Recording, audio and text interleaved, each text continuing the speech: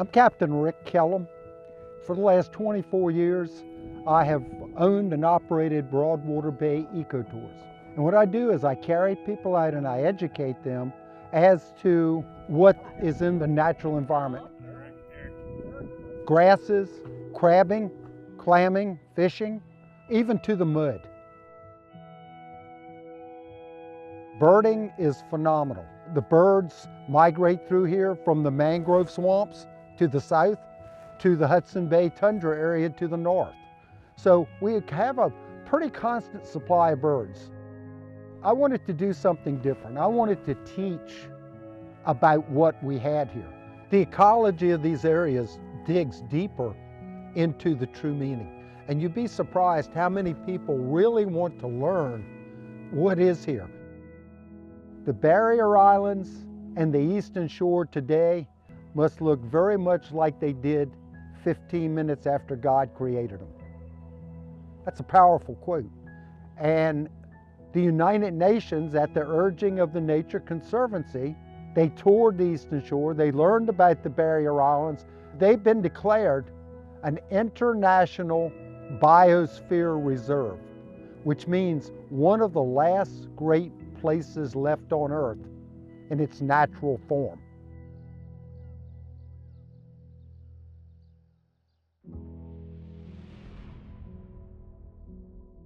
My name is M.K. Miles. I grew up here at Saxs Island.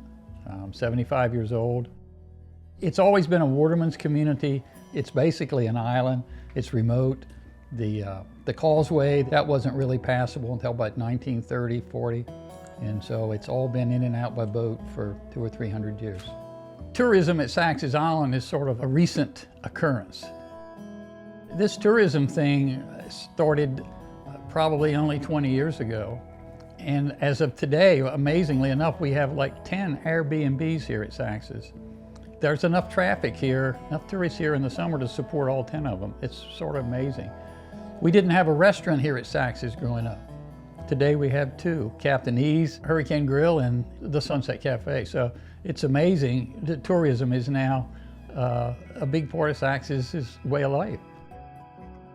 There's no charge to launch your boat at any of the Saxs boat ramps. It's sort of geographically positioned in the perfect spot to launch a boat and go fishing in the Pocomoke Sound. Our biggest problem here at Saxs is sea level rise.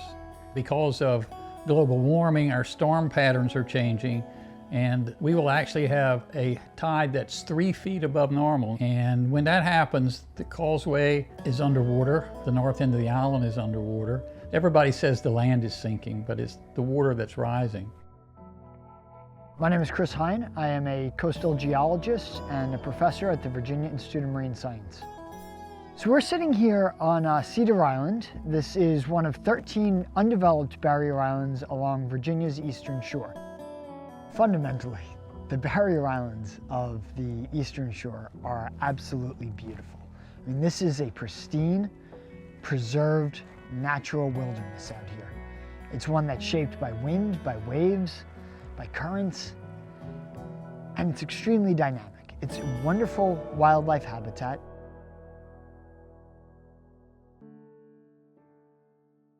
Having this natural environment, these marshes, the seagrass beds, the oyster beds, make for a phenomenal habitat for shorebirds, migratory birds, and make it just a great place for those who want to experience nature in its natural form.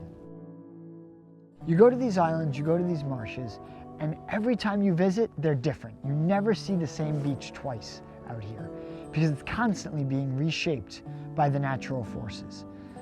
That not only makes it an exciting place to visit, an interesting place to visit, a beautiful, wild place to visit, but also it's that dynamism that makes the habitat.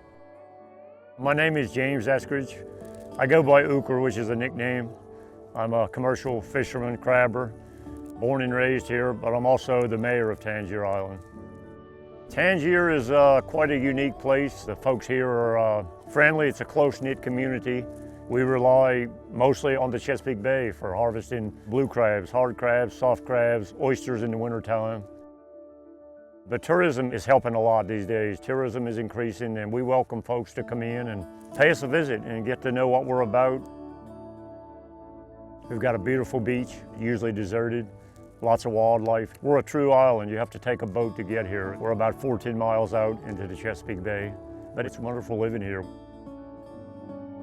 Over the years, we've lost quite a bit of land. I mean, in my lifetime, there's been huge changes. On the west side, we were losing 25 to 30 feet of shoreline a year, and they completed a section of seawall there in 1989. And since '89, we haven't lost 1 inch there, so it works. We've got the same process going on the east side. It's a long, drawn-out process to get the money and get the help, but we take it a step at a time, and I tell our citizens not to lose hope. We want to preserve it. And when I talk about saving Tanger, I'm not just talking about saving a small piece of land. I'm talking about a culture, a way of life. I would like for it to continue for my kids, grandkids, and the folks coming up after us. And I want this place here for future generations. We are so blessed to have the eastern shore of Virginia, to have the barrier islands, and to be able to appreciate them without destroying them.